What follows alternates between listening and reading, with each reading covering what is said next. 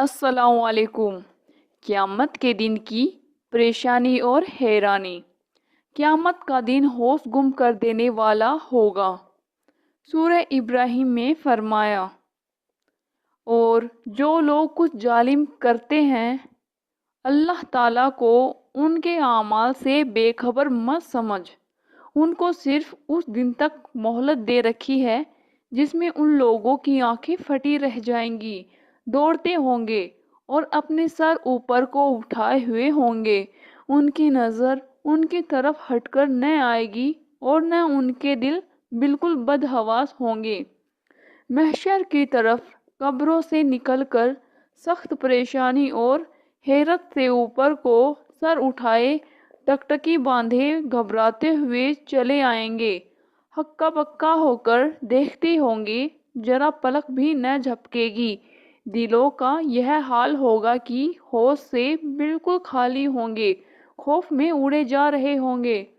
سورہ حج میں فرمایا، اے لوگو ڈرو اپنے رب سے، بلا شبہ قیامت کا بھونچال ایک بڑی چیز ہے، جس دن اس کو دیکھو گے بھول جائے گی ہر دودھ پلانے والی اپنے دودھ پلانے کو، اور گرا دے گی ہر حمل والی اپنے حمل کو، اور تو دیکھے گا لوگوں کو نشے میں، اور حقیقت میں وہ نشے میں نہ ہوں گے، لیکن اللہ کا عذاب سخت ہے۔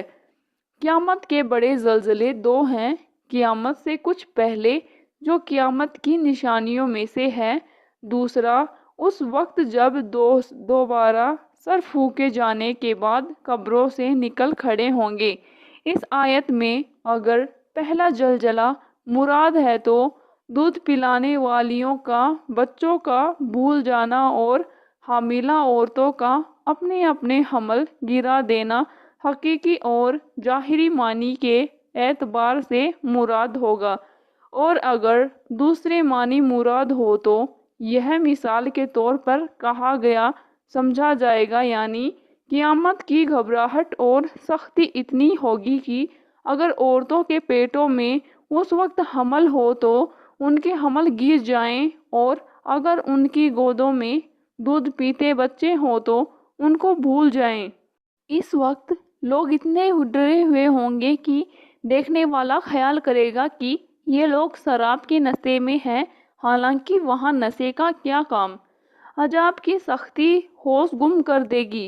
سورہ مزمل میں ارشاد ہے، سو اگر تم کفر کرو گے تو کیسے بچو گے اس دن سے جو بچوں کو بوڑھا کر دے گا۔ اگر دنیا میں بچ گئے تو اس دن کس طرح بچو گے جس دن کی تیزی اور لمبائی بچوں کو بوڑھا کر دینے والی ہوگی۔ چاہے سچ میں بوڑھے نہ ہو، مگر وہ دن ایسا سخت ہوگا کہ اس کی سختی اور لمبائی بچوں کو بوڑھا کر دینے والی ہوگی۔ اللہ تبارک و تعالی ہمیں اور آپ کو نیک راہ پر چلنے کی توفیق عطا فرمائے، آمین۔